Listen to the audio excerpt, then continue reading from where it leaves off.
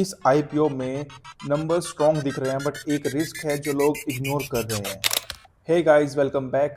आज की इस वीडियो में हम नोवस लॉयल्टी आईपीओ को डिकोड करेंगे सिंपल लैंग्वेज में और डिसाइड करेंगे कि अप्लाई करें या सीधा अवॉइड करें। तो क्विक डिटेल्स आप देख लो। यहाँ पे आईपीओ का साइज है रुपीज़ 60 करोड़ ऑलमोस्ट। और जो बिजनेस है वो technology driven and loyalty rewards business है। हाँ, इसको बाद में हम डिस्कस करेंगे, फिलहाल हम नंबर्स पे ध्यान देते हैं। तो आईपीओ जो ओपन है वो आज 17 तारीख से लेकर 20 मार्च तक ओपन है। जो आईपीओ का प्राइस रहेगा वो 139 से 146 रहेगा। लोट साइज, एक लोट आप 1000 शेयर्स का है।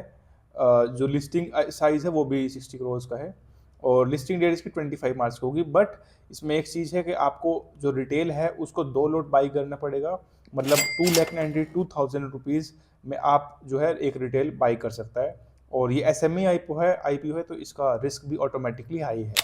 तो अब बात कर लेते हैं कि कंपनी एक्चुअल में काम क्या करती है।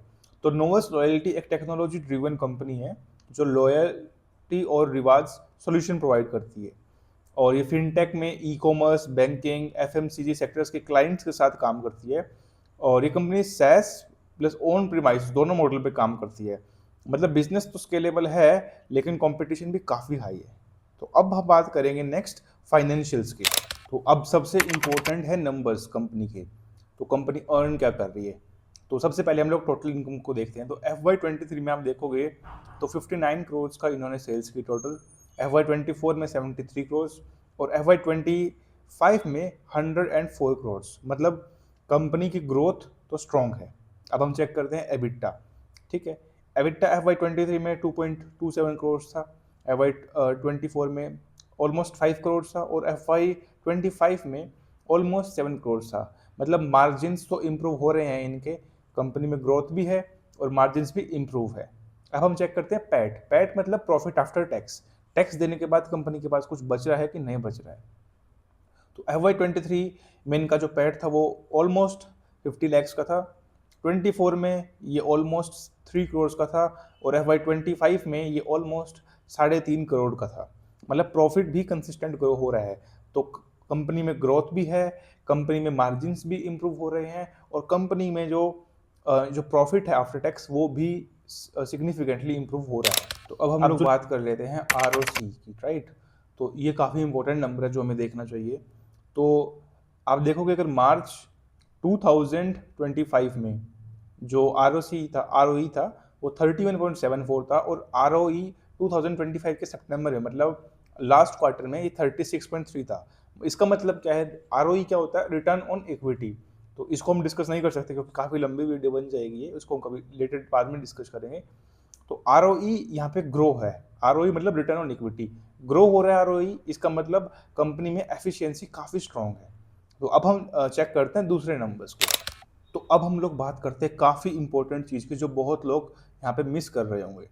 तो आप लोगों को सबसे पहले मैं सेल्स दिखाता हूँ। तो मार्च 2024 की इनकी जो नेट सेल्स थी वो 73 करोड़ थी, राइट। और लास्ट ईयर मार्च 25 की इनकी सेल्स थी 105 करोड़। तो यहाँ पे आप देख सकते हो कितना हाई परसेंटेज में जंप है, मतलब ऑलमोस्ट 25 से 30% जंप है। बट अभी हम लोग यहाँ पे पैट देखते हैं। पैट मतलब प्रॉफिट आफ्टर टैक्स, जो मैंने आपको बताया था। यहाँ पे प्रॉफिट में कोई भी ग्रोथ नहीं है, ऑलमोस्ट सेम प्रॉफिट है। इसका मतलब क्या है, इसका मतलब है कि कंपनी कहीं ना कहीं पे जो कंपनी का प्रॉफिट है वो लीक हो रहा है, या तो वो मैनेजमेंट में लीक हो रहा है, या फिर वो एक्सपेंडिचर में लीक हो रहा है, या फिर कहीं ना कहीं कैश फ्लो में वो जो प्रॉफिट है वो लीक हो रहा है। तो यहाँ पे रेवेन्यू तो इंक्रीज हो रहा है बट एक्चुअल प्रॉफिट जो है वो यहाँ पे इंक्रीज नहीं हो रहा है। तो अब हम लोग बात कर लेते हैं बहुत ही इंपॉर्टेंट चीज़ के बारे में, ग्रे मार्केट प्रीमियम। तो इसके बारे में आपको सबको पता होगा ये होता क्या है। तो ग्रे मार्केट में करंटली इसका कुछ भी प्रीमियम नहीं चल रहा है, कोई भी एक्साइटमेंट इस आईपीओ की मार्केट में नहीं है। इसका मतलब क्या है, काफ़ी हाई चांसेस हैं कि इस आईपीओ का जो लिस्टिंग गेंस होगा वो या नेगेटिव हो सकता है या फिर कोई भी लिस्टिंग गेंस ना हो, क्योंकि ग्रे मार्केट में इस आईपीओ की कोई भी एक्साइटमेंट शो नहीं हो रही है।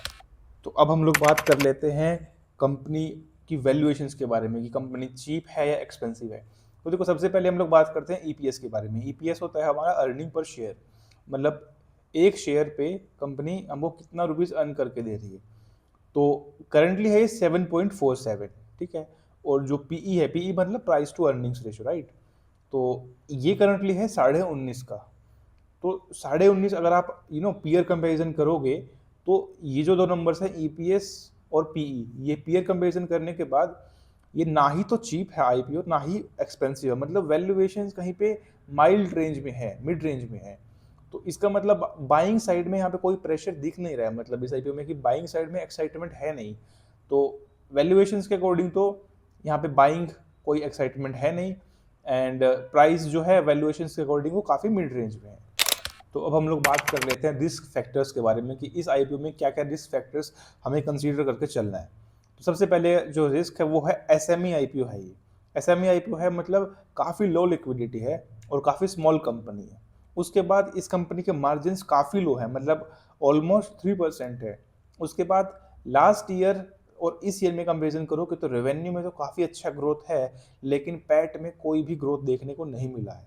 और लास्ट जो रिस्क फैक्टर हमें समझना है कि इस कंपनी का जो ग्रे मार्केट प्रीमियम है जीएमपी, वो करंटली 0 पे है, मतलब कोई एक्साइटमेंट इस आईपीओ के लिए लोग नहीं दिखा रहे हैं। और ये जो कंपनी है, इस कंपनी के लिए कंपटीशन भी काफ़ी हाई है इस मार्केट में, लॉयल्टी सेगमेंट में काफ़ी हाई कंपटीशन है।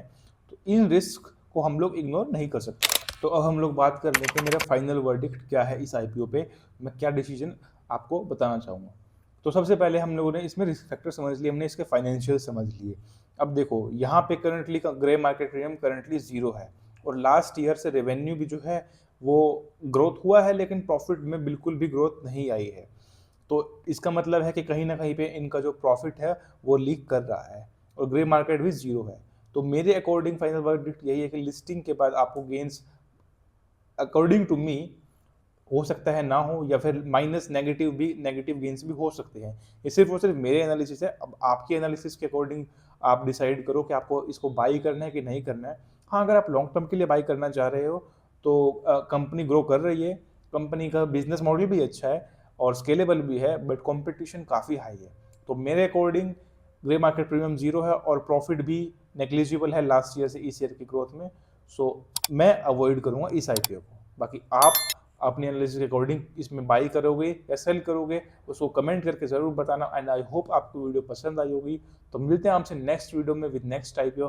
Till then, bye bye.